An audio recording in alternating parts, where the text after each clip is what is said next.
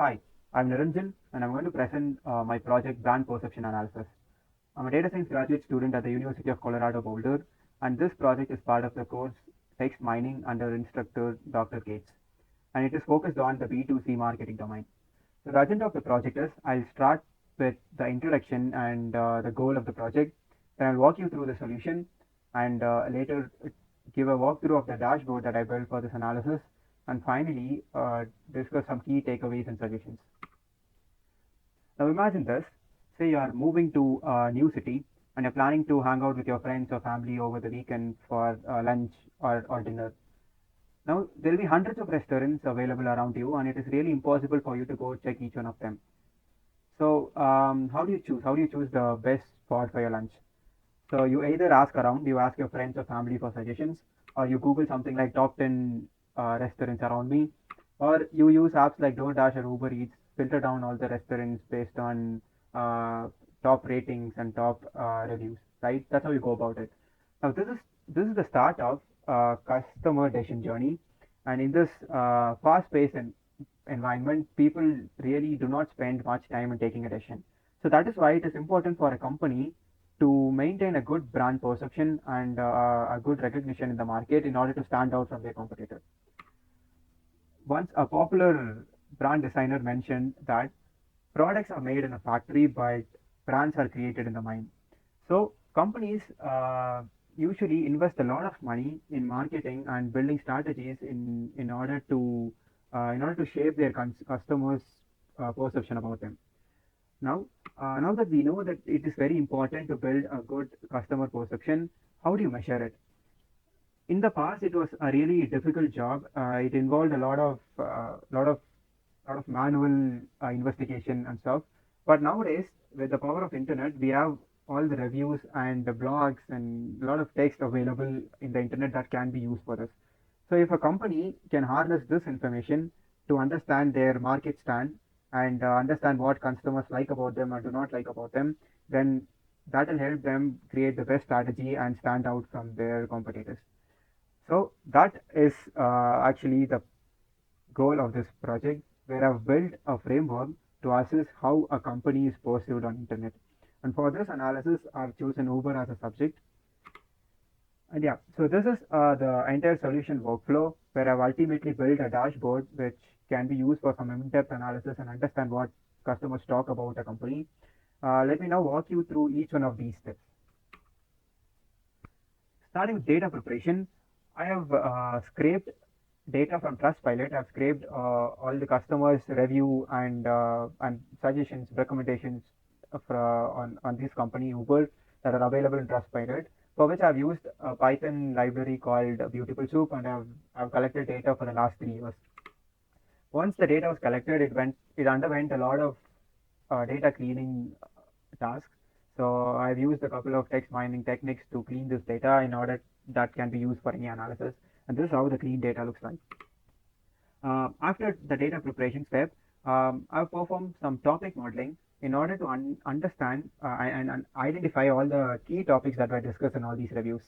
For which I first used latent Dirichlet allocation to group all these reviews into 4 different topics. And finally, I use Gemini API that will look at the most frequent words in each one of these topics and give a topic name. So these were the results. Starting with one group was about all of all the reviews were about convenience and service with all keywords like booking, app, and pickup. And another one was about quality and comfort with words like clean, smooth, and dirty. And then there was another group with all talking about drivers' behavior and courtesy with words like, of course, driver friendly, respect, and professional. And finally, there were a bunch of topics talking about the ride experience with words like delay, fast, convenient, and etc. So after this topic modeling step, I I have performed some sentiment analysis for which I used the star rating that was available in Trustpilot to build a model that is capable of predicting the sentiment of a text.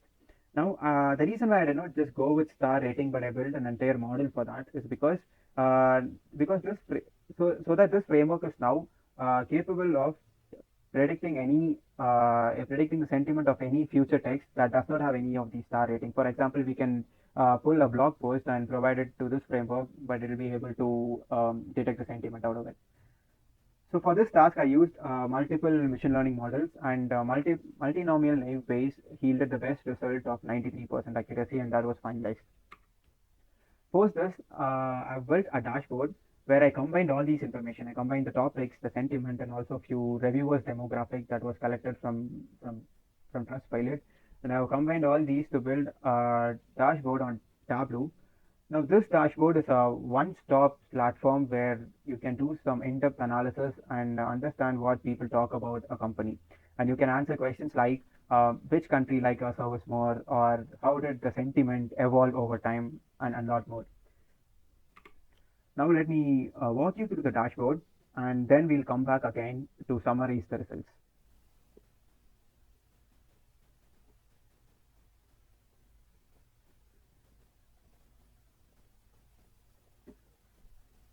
This is the dashboard that I've built. In the very first view, we have an overview of all the share between positive and negative sentiment across 4 topics. We can see that the convenience and service and ride experience have almost similar proportion of positive and negative sentiment. But when it comes to quality and comfort, we see a lot of people like it, and a lot of people dislike driver behavior and courtesy. Now let's deep dive and look at these two topics, sentiment over time. This graph gives you the positive review proportion over time for any selected filter. Let's drill down and select quality and comfort first. Looks like quality and comfort has been constant over time, so that it has been around 60% for a very long time, at least for the last 3 years. Now it looks like Uber has been known for this. So let's now drill down to driver behavior and courtesy, and we can notice a dip uh, almost by the end of 2022 to starting of 2023, but we can see that it has been increasing in the recent times. So this shows that Uber has been already working on improving this brand perception among this driver behavior and courtesy. Now let's look at the geographical distribution of all the positive review proportion. Uber has markets in over 100 countries, but Trustpilot is not available everywhere. So that's why you see a lot of extreme sentiment in few countries, but then not every country really have a sufficient number of reviews. So let me filter the minimum review count to be at least 300, and now let's analyze and compare two extreme countries. So we have India with an extreme positive review, and Australia with negative reviews. So let's compare these two, for which we can use the filter comparison tab. Um, I'm gonna just select all the country and choose India as our first comparator. And the second comparator, let's unselect all the country and choose only Australia. Now let's look at the share of sentiment across topics when it comes to both convenience service and ride experience. Yeah, when it comes to convenience and ride experience, the share has been almost similar, with slightly better positive sentiment in India.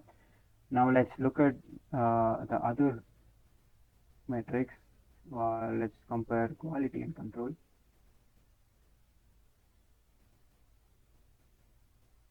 Okay. So looks like quality and control is where India stands out, with almost over 60% of people promoting it, and they like it. However, it is not the case for Australia. It's almost pretty similar. Uh, but when we now filter down to driver behavior and courtesy, yeah. So this is where we see a major difference. This is where we see Australia lagging, with almost 70% of the people disliking the driver's behavior and courtesy. So yeah, now let's go back to our PPT and summarize what we just saw. Okay, some key findings and takeaways from our analysis are: that Uber has a really good positive sentiment when it comes to quality and comfort, but we can see a little concern on the driver behavior. And we see that this driver behavior sentiment has been improving in the recent times. So looks like Uber has been already putting efforts to work on that.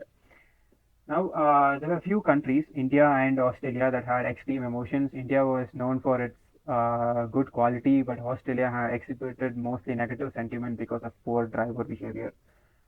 Now, a few recommendations or next steps that could be done by Uber in order to mitigate this and improve their brand perception is first to investigate the reason behind a bad or let's say a very poor driver behavior in Australia and similar markets, and then take actions to overcome that. It could be potentially something like initiating a driver training program or enhancing a better monitoring mechanism that will help them fight this issue. So that's the end of the presentation, and reach out to me if you have any questions or would like to discuss anything about this project. Thank you.